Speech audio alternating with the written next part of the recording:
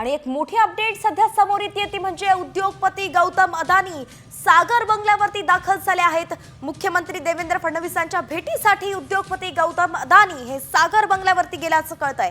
एकंदरीतच आपण पाहतोय मोठी घडामोड आहे, कारण की गौतम अदानी यांच्या नावावरून सध्या राज्यातीलच नाही तर देश पातळीवरील वातावरण जे आहे ते तापलेलं दिसतंय। इंडिया आणि महाविकास आघाडी अशा दोघांकडून गौतम अदानी यांच्यावरती ताशेरे ओढले जातात। महायुतीला गौतम अदानी पाठिंबा देत असल्याचं विरोधकांचं म्हणणं आहे आणि त्याच पार्श्वभूमीवरती आता मुख्यमंत्री देवेंद्र फडणवीस यांच्या भेटीला जेव्हा गौतम अदानी पोहोचले आहेत त्या संदर्भात राजकीय वर्तुळात चर्चा सुरू झालेली आहे। आपले प्रतिनिधी गणेश कवडे आपल्या सोबत जोडले गेलेत। गणेश, काय सांगाल नेमकं अदानी आणि फडणवीस यांच्या भेटीमागची इनसाइड स्टोरी काय आहे कारण? नक्कीच अत्यंत महत्त्वाचं म्हणावं लागणार आहे, कारण की एकीकडे विरोधकांकडून वारंवार आहे त्या अदानीच्या विरोधामध्ये आंदोलनं देखील असतील या त्यांच्यावर टीका आहे ती केली जाते आणि दुसरीकडे मुख्यमंत्री देवेंद्र फडणवीस यांचीच भेट घेण्यासाठी आता अदानी आहे ते पोहोचलेले पाहायला मिळतात। त्यामुळे नेमकी यामध्ये कुठल्या प्रकल्पासंदर्भात काही चर्चा होते का हे देखील पाहणं गरजेचं आहे।